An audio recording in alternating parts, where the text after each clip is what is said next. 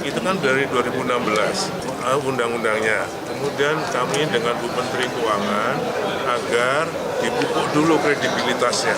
Ini masalah keras, sehingga kita undur ini sudah sampai 2027. Menurut saya pribadi, kalau memang ini belum siap, kenapa kita harus tergesa-gesa? Kalau temuan BPK yang kemarin bikin kita heboh itu, audit BPK tahun 2021 ya, hanya di 7 provinsi. Tahun 2018 itu 1 juta. Hitung-hitungan kami di Puskaha, ada sekitar 600.000 yang belum dikembalikan.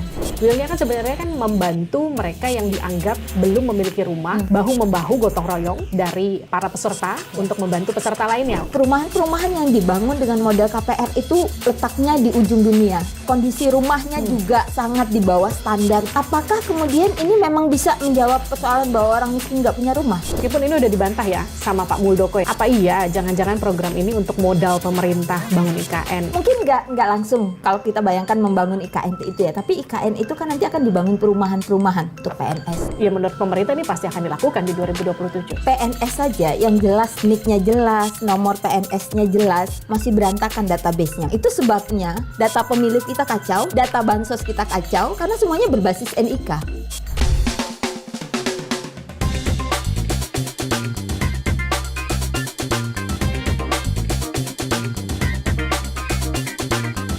Living on Point. Hai, kembali lagi di Living on Point. Kali ini kita mau bahas soal Tapera. Ini adalah rencana pemerintah yang akan berlaku di 2027 mendatang yang bikin geger para pekerja. Kenapa geger? Karena segitu banyaknya potongan yang sudah harus katakanlah dilakukan atau ditanggung para pekerja, nanti akan ditambah lagi Tapera. Sekitar 3%, 2,5%-nya akan ditanggung oleh para pekerja, 0,5%-nya akan ditanggung oleh para perusahaan atau para pengusaha katakanlah. Nah yang bikin geger itu nggak cuma soal potongan 3%-nya, tapi juga soal temuan BPK dari auditnya di 2020 sampai 2021 soal angka 567 miliar yang belum dikembalikan kepada para peserta. Total para peserta yang belum dikembalikan dananya ini jumlahnya fantastis, 124.000 sekian. Di antaranya ada yang bahkan sudah pensiun, sudah meninggal katakanlah. Jadi yang jadi pertanyaan gini, bagaimana nanti metode pengembaliannya? Akankah betul bisa dikembalikan semua hak-hak para pekerja ini sebelum kita memulai di 2027? Karena kan logikanya mengelola yang sekian ratus ribu itu saja bermasalah. Bagaimana kemudian nanti untuk tanggung jawabnya bagi masyarakat lebih luas lagi? Kita akan berbincang ini bersama dengan Mbak Yenti Nur Hidayat. Selamat malam. Selamat malam, Mbak Selamat datang di Living on Point. Terima kasih. Nah, Mbak Yenti, kita ngobrolin soal Tapera. Kenapa sih Tapera itu bikin geger? Itu aja dulu. Kenapa bikin geger ya? Karena pertama menurut saya memang pemerintah kurang banget ya mensosialisasikan apa itu Tapera. Sementara Tapera ini sendiri sebenarnya itu udah dimulai dari tahun 2018. Dan sebelum BP Tapera di 2018 itu ada, sebenarnya sebelumnya udah ada yang namanya Bapertarum PNS. Jadi dulu itu adalah semacam tabungan perumahan tapi untuk PNS. Kemudian di PP tahun 2018, 25 tahun 2018 muncul BP Tapera.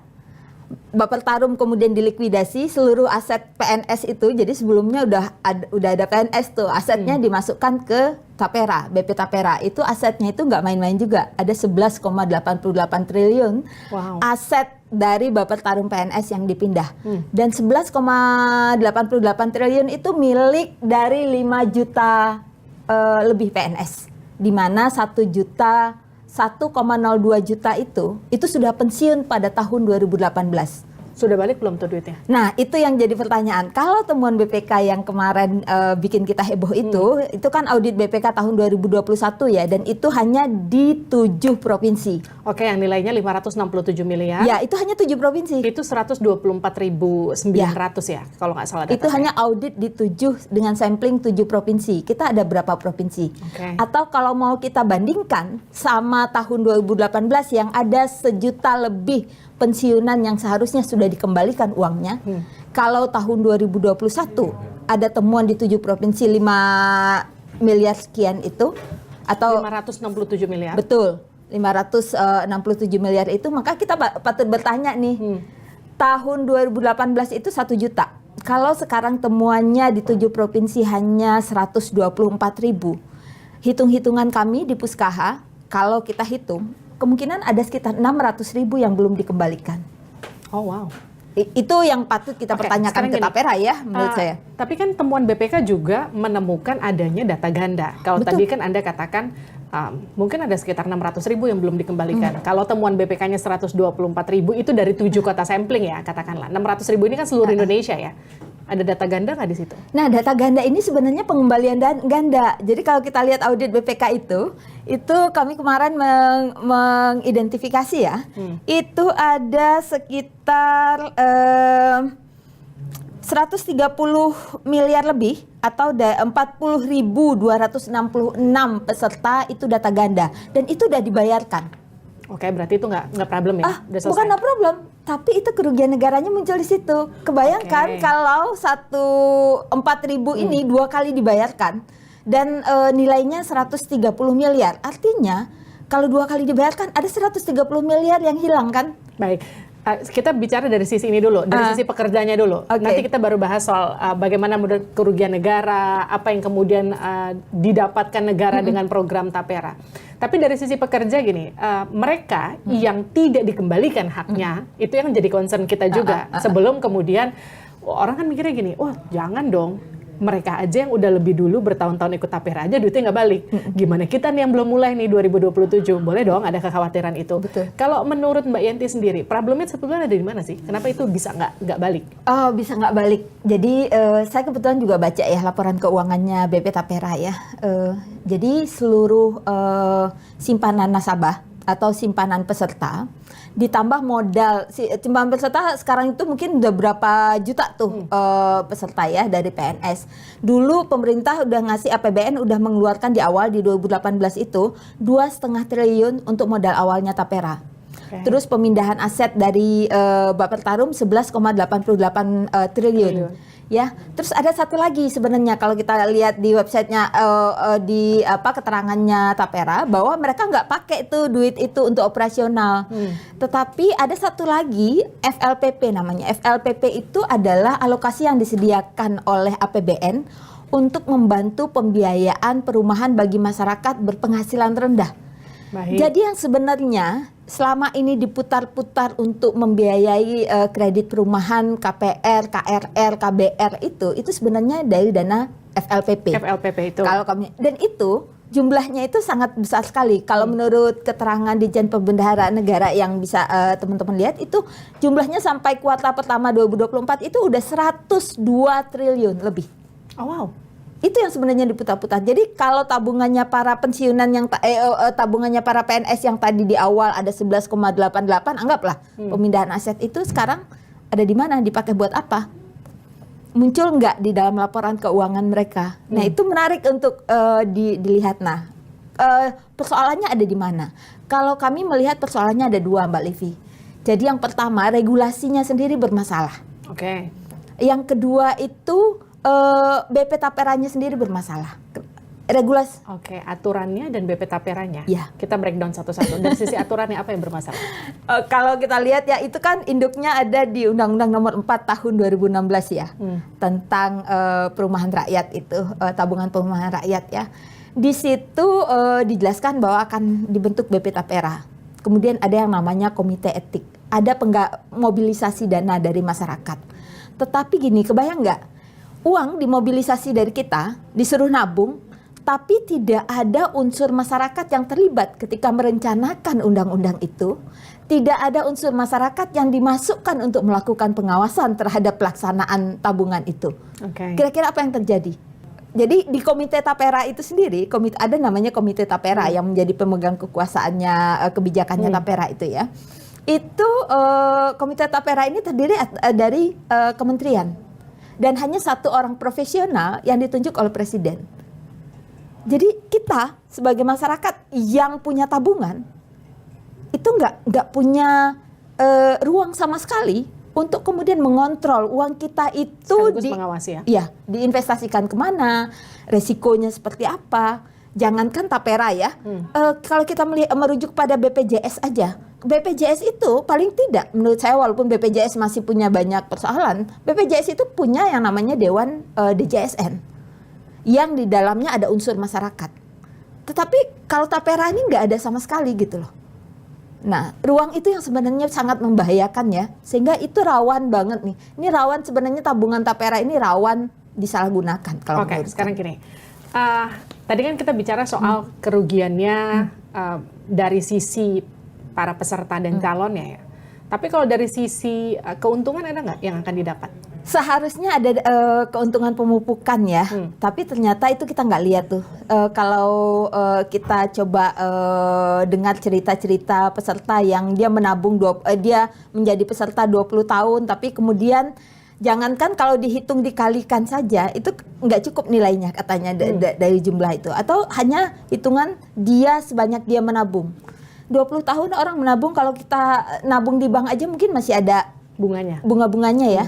Ini kita menabung di tapera katanya tabungan, ternyata nggak ada. Kalau kita misalnya di swasta saja, banyak asuransi swasta yang menawarkan itu ya, itu uang kita yang ditabung itu, yang disimpan itu kan diinvestasikan, sehingga kita kemudian mendapatkan jumlah yang lebih besar kan, dalam kurun waktu tertentu gitu. Nah, itu yang nggak ada. Tapi artinya gini, kita kan tetap harus melihat dari dua sisi ya. Nggak bisa kemudian kita cuma sekedar mengkritisi aja. Kita juga harus melihat dari will-nya pemerintah tuh sebenarnya apa sih. Will-nya kan sebenarnya kan membantu mereka yang masih, yang dianggap belum memiliki rumah, kemudian kesulitan untuk punya rumah. Jadi dikatakan kala itu ini adalah bentuk bahu-membahu gotong royong dari para peserta untuk membantu peserta lainnya untuk punya rumah. Bisa nggak itu terlaksana? Secara konseptual bisa, secara konseptual ya, karena model BPJS juga sebenarnya gotong royong untuk pembiayaan kesehatan. Tetapi lagi-lagi kalau kami melihat ketika tata kelola tidak dilakukan dengan memperhatikan 3 aspek utama partisipasi, transparansi, dan akuntabilitas ini, maka itu cuman akan jadi konsep yang nggak bisa diimplementasikan, dan disitulah titik rawan korupsinya terjadi. Gini Mbak Yanti, kita kan tahu rata-rata problem di pemerintahan itu kan kasus korupsi ya. Asabri, soal pengelolaan uang nih, kita bicara soal pengelolaan uang ya. Apalagi kasus-kasus kemudian lembaga-lembaga pengelolaan uang yang juga katakanlah tersandung kasus korupsi begitu. Seberapa besar resikonya itu terjadi pada tapera? Sangat besar sekali. Selain tadi nggak ada pengawasan juga dari masyarakat. Sangat besar sekali. Makanya kalau kami di Puskaha kemarin itu merekomendasikan sebenarnya yang pertama, pemerintah harus merevisi undang-undang taperanya sendiri, dan kemudian PP yang ada di bawahnya itu. Salah satunya adalah dia harus bertanya kepada masyarakat sebagai peserta ini, kira-kira ekspektasi mereka akan seperti apa. Oke lah, saya pikir dengan dasar Pancasila kita kan memang keadilan sosial bagi seluruh rakyat Indonesia, gotong royong itu menjadi ciri masyarakat kita ya. Tetapi kan yang paling penting bagi kita itu akuntabel nggak? Kalau tidak akuntabel itu kan jadi persoalan gitu. Nah ini menarik kalau saya juga tidak hanya audit 2021 yang kami baca ya, audit 2022 itu yang tadi saya bilang soal pengelolaan dana FLPP. FLPP itu sudah mencapai 102 triliun lebih saat ini, dan itu yang dipakai untuk membiayai perumahan. Dan tapera sebenarnya dapat keuntungan dari memutar biaya FLPP itu yang kemudian menjadi salah satu yang membiayai biaya operasionalnya dia. Itu bisa dilihat di laporan keuangannya. Nah, terkait dengan laporan audit tahun 2022 itu ternyata ditemukan oleh audit BPK, FLPP ini tidak tepat sasaran. Artinya, tadi pertanyaan Mbak Livi tadi, apakah kemudian ini memang bisa menjawab persoalan bahwa orang miskin nggak punya rumah? Banyak kita baca ya, kita temukan perumahan-perumahan yang dibangun dengan model KPR itu letaknya di ujung dunia, di mana transportasinya buruk, dan kemudian kondisi rumahnya juga sangat di bawah standar perumahan ya, dan itu muncul di laporan BPK tahun 2022 itu. Yang pada akhirnya nggak dipakai juga sama masyarakat ya? Yang nggak dipakai, karena temuannya kemudian banyak ditinggalkan. Jadi dari perumahan itu hanya 20% yang kemudian dipakai. Itu ada di laporan BPK tahun 2022. Gini, tapera ini kemudian membuat masyarakat jadi ikut berasumsi. apa iya jangan-jangan program ini untuk modal pemerintah bangun IKN? Apa iya jangan-jangan buat program makan siang gratis? Nyampe ke sana nggak sih hitung-hitungannya? Meskipun ini udah dibantah ya sama Pak Muldoko ya, Kepala Staf Kepresidenan ya. Mungkin nggak langsung kalau kita bayangkan membangun IKN itu ya. Tapi IKN itu kan nanti akan dibangun perumahan-perumahan. Oke. Bagi rakyat, bagi pekerja yang ada di sana, dalam artian bagi PNS kan di sana juga kan yang akan pindah ke sana pertama itu kan PNS. Nah, salah satu kalau saya melihat sih dengan pola ini, salah satunya yang akan dibiayai adalah pembangunan perumahan untuk PNS. Karena itu tetap secara landasan undang-undang dia nggak jauh-jauh amat karena tujuannya memang untuk perumahan PNS, tapi kemudian memang karena kondisi keuangan Tapera yang tadi saya sebutkan dari 2018 itu sudah ada 2,5 triliun modal, 11,88 perpindahan dari Pertarum dan kemudian ada dana FLPP yang digulirkan untuk perumahan. Duitnya itu pertanggungjawabannya kayak gimana? Itu yang pertama harus diselesaikan dulu sebelum pemerintah mau menggait uang dari kelompok masyarakat yang lebih banyak. Oke. Sekarang gini, kita kan dari tadi bicara soal baik buruknya Tapera, tapi sebenarnya kan juga masyarakat nggak cuma mengkritisi, tapi ada juga yang melihat ini dari sisi positifnya. Beberapa influencer bahkan menyatakan, oh mungkin aja ini karena kurang sosialisasi. Iya nggak? Kalau saya pribadi ya ngelihat Tapera ini tidak hanya di Indonesia sebenarnya pernah dilakukan, di banyak negara juga dilakukan. Tetapi persoalannya adalah apakah itu dilakukan sesuai dengan prinsip-prinsip good governance itu, transparansi, partisipasi, akuntabilitas itu atau tidak gitu loh. Ada lagi aspek berkeadilannya kita belum baca tuh siapa yang sebenarnya mengakses perumahan yang dibiayai dari dana-dana yang dikelola Tapera. Temuan audit BPK tahun 2022 menemukan bahwa itu nggak tepat sasaran. Artinya ada persoalan-persoalan ini yang harus dibereskan, Mbak Livi. Ya kan kalau kita bicara soal Tapera, kemudian kekhawatiran masyarakat, sejauh mana sih resiko dan juga impact-nya nggak cuma bagi mereka peserta yang dananya dipotong, gajinya dipotong tiap bulan, tapi juga bagi para pengusaha? Yang pasti itu akan menambah beban ya, menambah beban dari pengusaha dan juga masyarakat yang dipotong. Dan saya pikir sih bagi masyarakat itu, masyarakat Indonesia ya, saya melihat polanya, sebenarnya mereka itu akan sangat senang sekali karena orang Indonesia tuh ini gotong royongnya tinggi, akan sangat senang sekali bergotong royong. Tetapi kamu harus jelas nih, duit gua tuh harus kemana gitu. Kalau pada akhirnya Tapera ini kemudian akan diberlakukan, fokus pengelolaan dan juga katakanlah sosialisasi pemerintah itu apa yang kemudian harus dijelaskan lebih dulu? Sebelum sosialisasi itu perbaiki dulu regulasinya. Jadi kalau regulasi sekarang yang disosialisasikan, kan regulasi sekarang itu tidak memenuhi aspek partisipasi, transparansi, akuntabilitas. Jadi regulasinya itu harus dibongkar dulu, diperbaiki dulu, baru bikin sosialisasi. Selama itu tetap ada payung hukumnya buruk, pasti ke bawahnya akan buruk. Jadi mau disosialisasikan kayak apapun, itu pasti hasilnya akan buruk. Kenapa sih Tapera itu menurut Anda harus diterapkan, katakanlah terkesan dipaksakan? Karena judulnya tabungan tuh harusnya sukarela, tapi ini enggak. Buat pemerintah ini mewajibkan, bahkan ada sanksi yang menunggu, tidak hanya bagi para peserta yang tidak mendaftar, tapi juga para pengusaha, perusahaan bahkan bisa dicabut izin usahanya. Kenapa bisa begitu? Menurut Anda, kenapa harus itu? Emang aneh nih pemerintah kita, karena tabungan itu nggak boleh dipaksakan. Pajak mungkin bisa dipaksakan, tapi pajak pun ada kriteria tertentu yang membuat orang kemudian tidak harus membayar pajak ya. Tapi ini tabungan.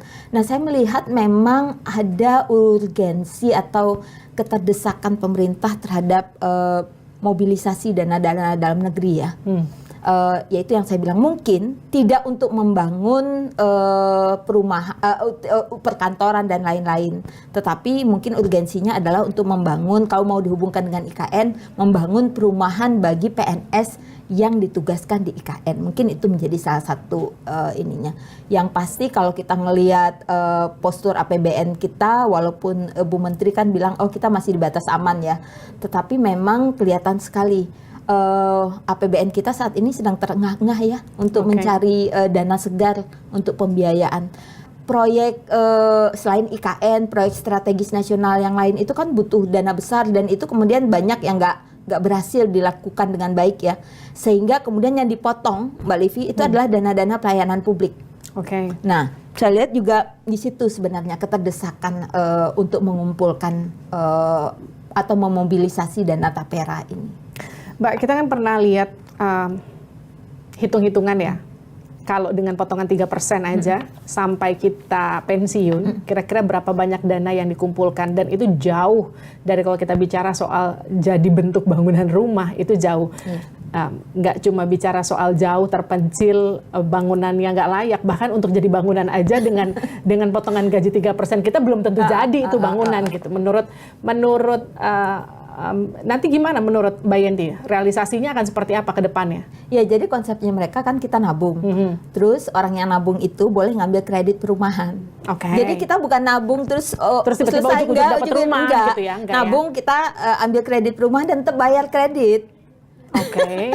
Kan kalau KPR itu orang kan tetap bayar tiap bulan kreditnya. Selain bahwa dia dipotong, dia bayar kredit juga kan.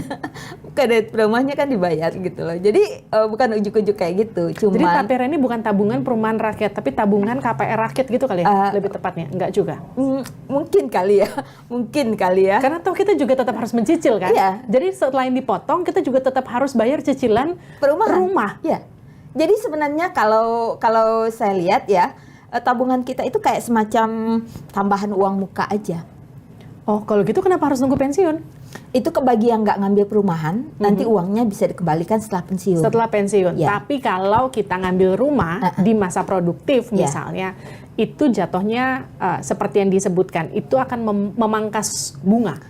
Oh, enggak juga. Oke. Bunganya kan ngikutin bunga pasar, karena ngikutin yang menyalurkan misalnya untuk FLPP sendiri, Tapera kerjasama dengan beberapa bank, misalnya BTN, BRI, itu kan membiayai KPR yang diambil oleh PNS segala macam, kan bayar. Bunga yang muncul di dalam pembayaran kita kan sesuai dengan bunga yang berlaku pada saat itu. Jadi tetap aja sebenarnya. Oke, artinya gini, bisa dikatakan ini seperti sistem investasi? Kalau seharusnya loh ya, seharusnya begitu. Tetapi enggak juga, itu yang menyebabkan ketika orang pensiun, dia enggak ngambil cicilan rumah, uangnya hanya kembali sesuai dengan jumlah yang dia tabung. Sementara kalau kita baca di undang-undang Tapera itu, kan ada katanya pemupukan. Pemupukan itu kan sistemnya investasi sebenarnya. Ya. Duit kita itu diinvestasikan. Itu yang saya tanya, ini sama kayak investasi? Seharusnya yang nggak ngambil rumah, itu dapat sisa dana investasi atau selisih atau penyisihan dari dana investasi. Ya, harusnya lebih besar daripada apa yang kita pupuk, begitu kan? Bagi yang nggak ngambil perumahan. Tapi ini enggak. Kenapa bisa gitu ya? Saya juga nggak tahu. Ini saya pikir ini yang perlu dikaji dan dipertanyakan kepada pemerintah dan Tapera ya. Sayang sekali informasi-informasi dari pemerintah dan Tapera kan soal ini masih sangat minim ya. Saya lihat di laporan keuangannya Tapera 2022 dan 2021. Itu menarik juga. Jadi pendapatan mereka itu sekitar 100 tahun 2022 itu prosen, saya lupa ya, karena ada di catatan saya angkanya itu 100 sekian miliar itu kemudian yang digunakan untuk biaya atau beban umum dan administrasinya mereka itu mencapai 80%. Jadi kalau pendapatan mereka dari perputaran aset tadi, salah satunya hasil investasi FLPP dan lain-lain itu 80%-nya itu digunakan, 80-90% itu habis untuk biaya umum dan operasional. Jadi kebayangkan kalau cuma sisa 20% dan kemudian mau dibagi-bagi ke publik, itu kayaknya jumlahnya pasti nggak akan jelas. Nah, di temuannya BPK tahun 2022, Mbak, itu yang juga di-highlight oleh BPK. Karena kemudian nggak jelas ininya manajemen risiko FLPP belum berjalan sesuai ketentuan. Artinya uang kita, atau kan kalau APBN itu ya uang kita itu kan ya. Jadi uang kita yang dari FLPP yang ada di APBN dan kemudian diserahkan ke Tapera untuk dikelola itu manajemen risikonya nggak jelas juga. Sehingga yang terjadi adalah saya takutnya setelah sekian banyak uang yang masuk dan dikelola oleh Tapera, uang itu kemudian karena manajemen risikonya buruk, uang itu hilang. Itu yang sangat mengkhawatirkan sekali dari kondisi tapera saat Oke, ini. sekarang gini deh Mbak Yenti, tapera investasi bukan, tabungan juga bukan, karena tabungan itu kan sistemnya harusnya sukarela ya, terserah saya mau nabung 500.000 kayak 10.000 kayak bulan depan gitu. Tapi ini enggak, potongannya kan flat ya, 3% atau 2,5% bagi pekerja, 0,5% bagi perusahaan gitu. Lalu sebutannya apa yang tepat buat tapera itu? Kalau saat ini, kalau saat ini apa ya? Kalau ini agak joke di teman-teman aja. Itu tabungan penyengsaraan rakyat katanya. Tapi jangan sampai gitu, karena kan bagaimanapun kita tetap harus percaya bahwa pemerintah pasti punya will yang baik untuk kemudian membantu rakyatnya untuk punya rumah.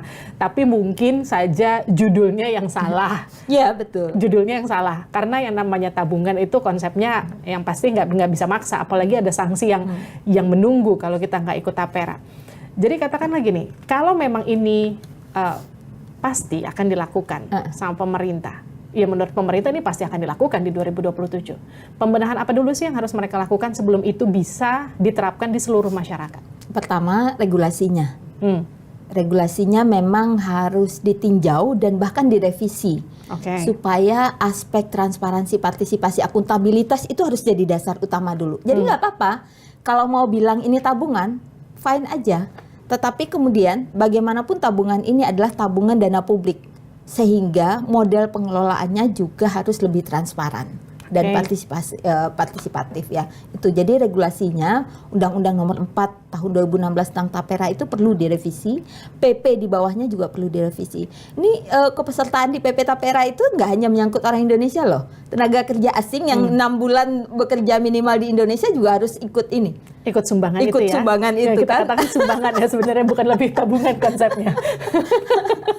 Ya kalau nggak sekalian aja sumbangan. Karena kan sistemnya gotong royong ya. Jadi saya itu kalau ngebahas tapera ya gimana gitu maksudnya. Ya sebagai warga negara kita tetap harus mengikuti kebijakan pemerintah, tapi pertama-tama sebentar. Kalau ini mau diterapkan dan memang harus dikatakanlah dipaksakan kepada rakyat, dijelaskan dulu dong, sosialisasikan dulu dong kira-kira gimana, kasih dulu dong regulasinya yang tepat akan seperti apa, dan juga nanti kasih jaminan dong ini nggak akan sama kayak Asabri nanti. Jangan kemudian rakyat kita sudahlah susah dipotong 3%, makin susahlah nanti ketika dia mau klaim duitnya nggak cair gitu ya nggak sih Mbak? Karena saya nggak yakin malah ini akan berjalan ya. PNS saja yang jelas statusnya ya, NIK-nya jelas, nomor PNS-nya jelas, masih berantakan database-nya mereka.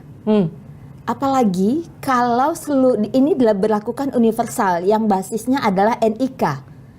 NIK kita itu berantakannya luar biasa sampai sekarang. Itu sebabnya ya data pemilu kita kacau, data bansos kita kacau karena semuanya berbasis NIK.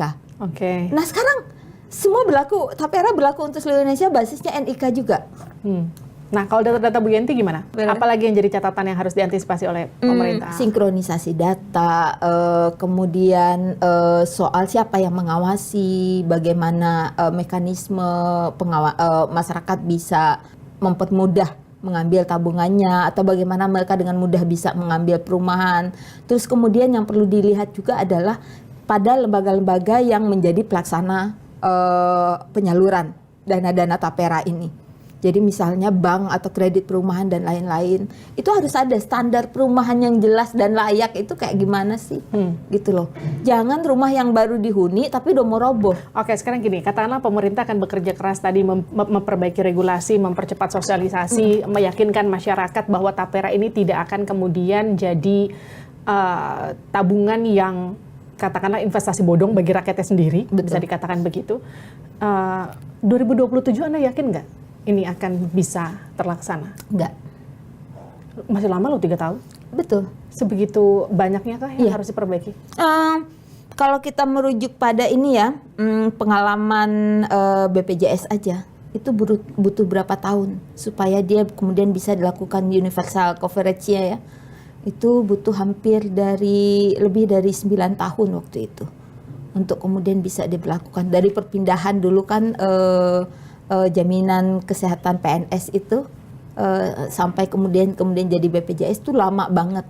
Nah, saya ngebayangin sih kalau ngelihat konsepnya pemerintah sebenarnya yang mau mereka lakukan kayak gitu. Kalau BPJS itu ngomongin soal kesehatan, kalau Tapera ini ngomongin soal perumahan. Oke. Itu kan hal basic ya. Sekarang gini, Mbak Yanti, kan kalau masyarakat kelas menengah, apalagi menengah ke bawah ya, mereka kan ngejerit-jerit soal potongan 3% ya.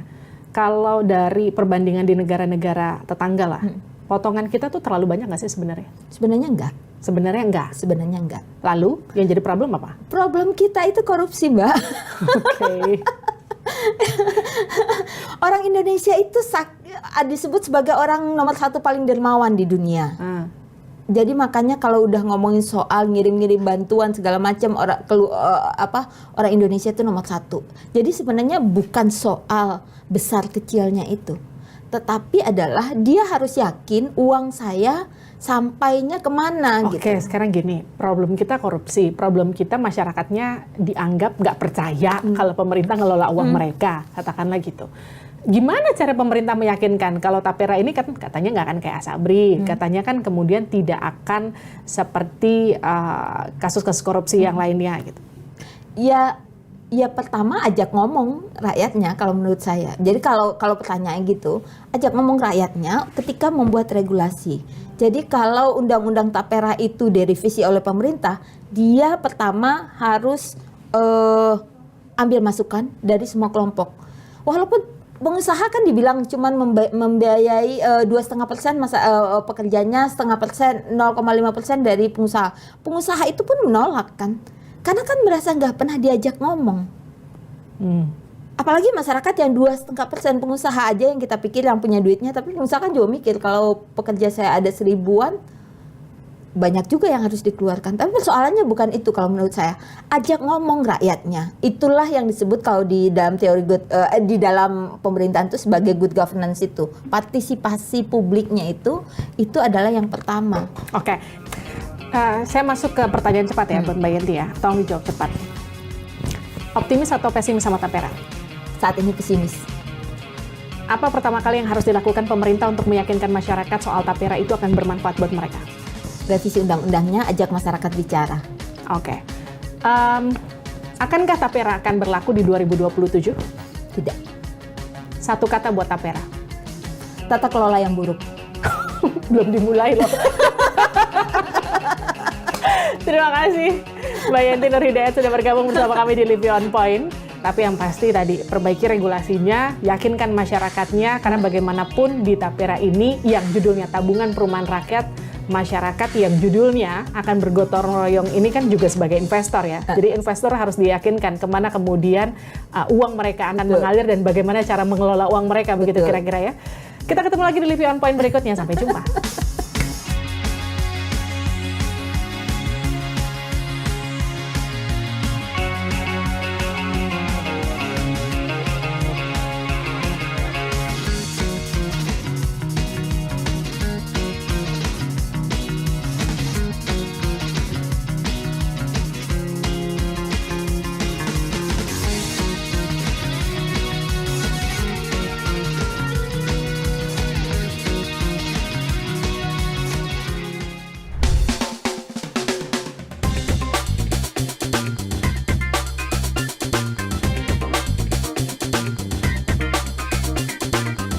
Living on Point.